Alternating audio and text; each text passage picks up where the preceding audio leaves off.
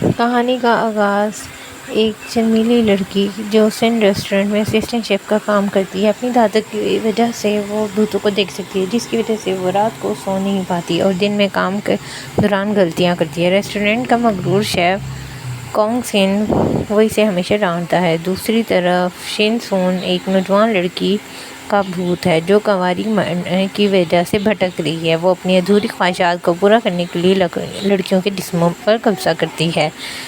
Boeing سن kitchen میں بڑی غلطی کرتی ہے جس سے آگ لگتے لگتے بچتی ہے۔ دل برداشتہ ہو کر وہ نوکری چھوڑنے کا فیصلہ کرتی ہے۔ اس دوران بھوت سون ایک خاتون جادوگر سے بچنے کے لیے بھاگ رہی ہوتی ہے اور اتفاق سے بونگ سون کے جسم میں داخل ہو جاتی ہے۔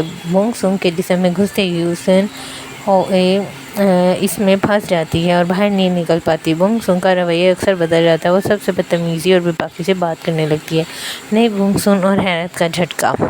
ریسٹورنٹ کا عملہ اور شیف سن بونگ سون کے بدلتے ہوئے انداز کو دیکھ کر دنگ رہ جاتے ہیں۔ وہ ڈرنے کے بجائے شیف کے سامنے بولنے لگتی ہے۔ سن کو بونگ سون کے جسم میں رہتے اپنے ماضی کی کچھ گندی یادیں یاد آنے لگتی ہیں۔ وہ اپنے بوڑھے والد کا ڈھابہ نظر آتا ہے۔ وہ اپنے والد کی غریبانہ حالت دیکھ کر اداس ہو جاتی ہے۔ بونگ سون کے جسم کا استعمال کرتے ہوئے اپنے والد کی چھپی مدد کرنے کی کوشش کرتی ہے۔ بونگ سون کے جسم کو معلوم ہوتا ہے کہ شیف سن ایک ایسا انسان ہے جس کی کائناتی توانائی بہت زیادہ مضبوط ہے۔ اگر وہ اس کے ساتھ وقت گزارے تو وہ اسے بھوتیا زندگی سے آزاد ہو کر آسمان پر جا سکتی ہے۔ وہ شیف سن کو اپنی طرف متوجہ کرنے کے ساتھ ساتھ اس کے قریبی تعلقات بنانے کے لیے عجیب و غریب اور مزاحیہ خیز طریقے اپنانا شروع کرتی ہے، جس سے شیف شدید پریشان اور حیران ہو جاتا ہے۔ کوکنگ مقابلہ۔ شیف سن ایک ٹی وی کوکنگ شو میں حصہ لیتا ہے اور بونگ سون کو اپنی اسسٹنٹ بناتا ہے۔ بونگ سون جس کے اندر سن کی روح ہے وہ اپنی چالاکی سے اپنے مشکل ایک وقت شیف کی مدد کرتی ہے۔ وہ مقابلہ جیت جاتے ہیں۔ اس وقت شیف سن کے دل میں بونگ سون کے لیے نرم گوشہ پیدا ہونے لگتا ہے۔ وہ اسے خود کھانا پکا کر خصوصی ٹریننگ دینے کا فیصلہ کرتا ہے۔ ٹاک شو کی کامیابی کے بعد شیف سن اور بونگ سون کو باہر کھانا پر لے جاتا ہے، جسے سن اپنی پہلی ڈیٹ سمجھتی ہے اور شیف کے مزید قریب آنے کی کوشش کرتی ہے۔ اور عین وقت شیف پرانی محبت لی سیونگ آ جاتی ہے، جس سے ماحول خراب ہو جاتا ہے۔ ادھر خاتون جادوگر کو شک ہو جاتا ہے کہ سن کسی لڑکی کے جسم میں چھپی ہوئی ہے۔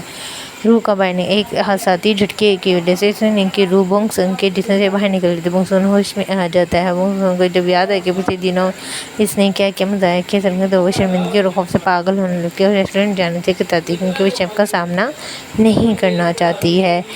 بونگ سون کا خوف اور بھوت کا معاہدہ۔ بونگ سون کو دوبارہ بھوت نظر آنے لگتے ہیں۔ وہ اپنے کمرے میں چھپ جاتی ہے۔ سن اس کے پاس آتی ہے اور اسے بتاتی ہے کہ وہ شیف سن کو پسند کرتی ہے۔ سن نے بونگ سون کو ایک معاہدے کی پیشکش کرتی ہے، تم شیف سے محبت کرتی ہو لیکن شرمیلی ہو، میں تمہارا جسم استعمال کر کے شیف کو تمہارا دیوانہ بنا دوں گی۔ بونگ سون شیف کو پانے کے اس معاہدے پر راضی ہو جاتی ہے۔ Episode number 9۔ سن دوبارہ بونگ سون کے جسم میں داخل ہوتی ہے اور اب بونگ سون اور شیف سن باقاعدہ ایک دوسرے کو پسند کرنے لگتے ہیں۔ شیف سن اسے رومانوی ٹرپ پر لے جاتا ہے۔ وہاں سن شیف کے قریب جانے کی کوشش کرتے ہیں لیکن شیف اس کی عزت کرتے ہوئے پیچھے ہو جاتا ہے، جس سے سن کے دل میں شیف کے لیے حقیقی انسانی جذبات محبت جاگ جاتی ہے۔ حسد، محبت اور محبت کی الجھن۔ سن کو احساس ہوتا ہے کہ وہ ایک بھوت ہے، وہ کبھی شیف کے ساتھ ایک عام زندگی نہیں گزار سکتی۔ جب سے بونگ سون جس کے اندر سن ہے محبت کا اظہار کرتی تو سن کو خوشی کے ساتھ ساتھ گہرا دکھ اور حسد بھی محسوس ہونے لگ جاتا ہے کہ شیف اصل میں کس سے محبت کرتا ہے۔ اس کو سمجھ نہیں آتی کہ شیف میرے سے محبت کرتا ہے یا بونگ سون سے محبت کرتا ہے۔ بونگ سون کا اعتراف جرم کو لگتا ہے کہ وہ شیف کے ساتھ دھوکہ کری کیونکہ شیف جس پر اعتماد لڑکی سے محبت کرتا ہے وہ اصل میں بھوت ہے۔ بونگ سون ہمت کر کے سن کو اپنے جسم سے نکال دیتی ہے۔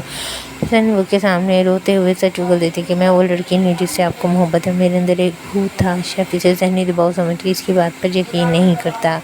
وہ اس وقت دوبارہ دوری اور شک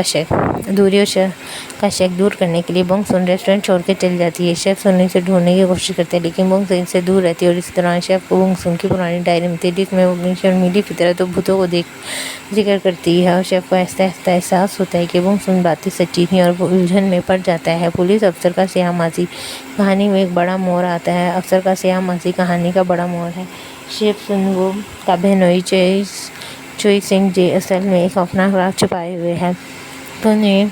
بھوت کے کچھ شواہد ملتے ہیں جس سے اسے یاد آتا ہے کہ اس کی موت طبی نہیں تھی بلکہ اس کو قتل کیا گیا تھا، نہ ہی خودکشی تھی، اور اس کا قاتل کوئی اور نہیں بلکہ یہی پولیس افسر سنگ جے ہے۔ سن ہے اور جادوگرنی مل کر سچائی کا پتہ لگاتی ہیں۔ سنگ جے کے اندر ایک انتہائی طاقتور بدروح سوار ہو جاتے ہیں۔ ماضی میں سنگ جے نے شیف کی بہن کو کار سے ہٹ کیا تھا جس سے وہ معذور ہو گئی تھی۔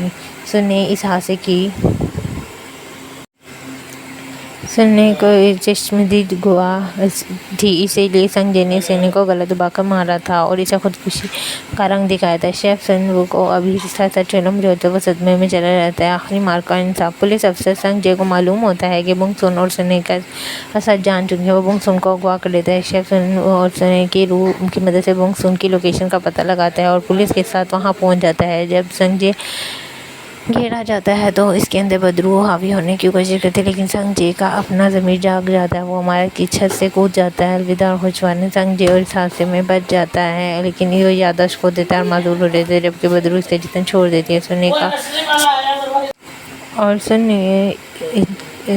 شیف سن اور بونگ سون کو روتے ہوئے الوداع کہتی ہے اور اس کی روح پرسکون ہو کر اگلی دنیا میں چلی جاتی ہے۔ کچھ عرصے بعد بونگ سون ہیرو بیرون ملک کوکین کا جدید کورس کرنے چلتی ہے۔ جب وہ واپس آتی ہے وہ پراسرار شیف بن چکی تھی۔ شیف سن اور بونگ سون کا رشتہ اب سچی محبت میں بدل جاتا ہے۔ وہ دونوں مل کر ہنسی خوشی زندگی گزارنے لگتے ہیں۔ اس طرح ڈرامے کا اینڈ ہوتا ہے۔ یہ اس کی تھی پوری 16 ایک ساتھ جو آپ کو ہر جگہ جو ہے وہ مل جائیں گی۔